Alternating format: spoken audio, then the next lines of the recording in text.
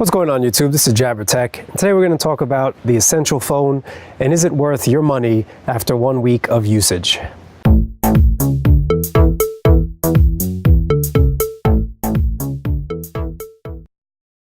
Let's start off by just giving the specs real quickly. It's running the Snapdragon 835 processor, 4 gigabytes of RAM, 128 gigabytes of internal storage, no SD card slot on this phone, and it does have a dual lens setup, as long as pogo pins for accessories later on down the road. So now that we got that out of the way, let's talk about what this phone does not have quickly. It does not have waterproofing, and for some of you that's not a big deal, but for me at $700, waterproofing is definitely a big deal. Any phone that is above $500 should at least have some extras, and this phone only has the essentials, but some would argue that waterproofing is essential in this category and this price range, so that it does not have an SD card slot, but that's really not a big deal because it has 128 of built-in storage. That's plenty for just about everybody these days, and if not, you definitely have cloud storage that you can use. Another thing this phone does not have is a great camera.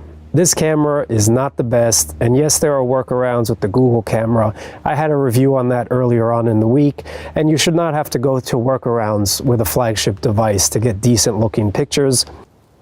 Apart from the camera not taking the best photos, I don't like the dual lens setup just because it is a black and white setup, so it is a monochrome sensor and then a color sensor.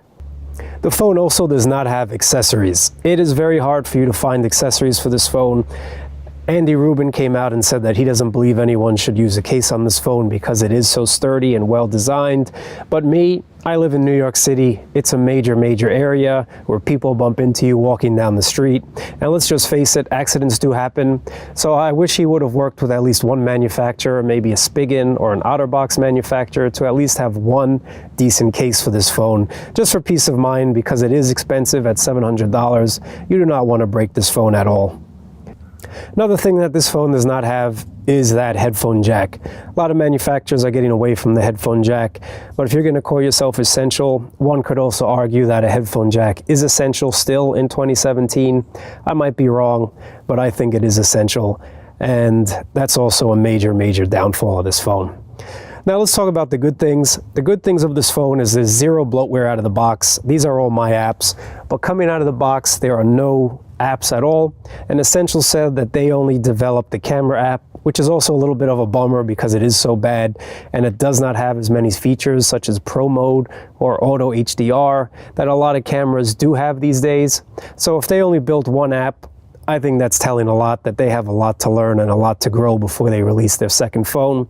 And yes, software updates might come and improve the camera, but at $700, should you have to wait for something so essential as the camera app to be built? I would say no once again. But the phone does have a beautiful screen. That's what it has going for it. It's a gorgeous panel. It isn't super bright in daylight, but you can still see it without any issues at all. And I just love the way the wallpaper extends all the way to the top. So you can change it to any wallpaper and it'll make it just pop out of this phone. And this notch in the middle does not bother you after about an hour of usage. I stopped looking at it and I really don't even notice that it's there anymore. So that's really not a hindrance. So if you're wondering about that, you don't have to worry about that at all. This phone is also built really well. Has titanium side rails, a ceramic back, and Gorilla Glass 5 covering the front panel. Really well built. It feels nice. It has some heft to it, which I really like. Fingerprint scanner is in the great location. Really easy to get to. Sometimes there is a little delay opening the phone when you do touch that fingerprint scanner, just like now.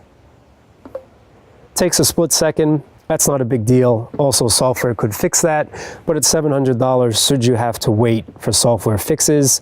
I would say no. Another great thing, this phone does have expansion capabilities for anyone that's willing to jump on board, and hopefully Essential does work with manufacturers and developers of other devices so that you can use these pogo pins to expand your device. The magnetic strength of these pogo pins is really strong. Now this is a metal table, and it is stuck to the table. It is not coming loose. Really strong, but that is kind of a fun quirk. If you do have a metal table, it'll stay stuck on it. Not a big deal. Day-to-day usage of this phone has been enjoyable. It's been okay. There have definitely been certain lags from time to time, which would be hard to get on camera, but it does lag from time to time, and this being a complete stock device, you really don't expect that. But battery life has been good because it has been stock. I've had no problems getting through the day. I've been getting about 3 to 4 hours of screen on time, which is great. And it recharges very quickly with quick charge on this device, so there's no problems at all.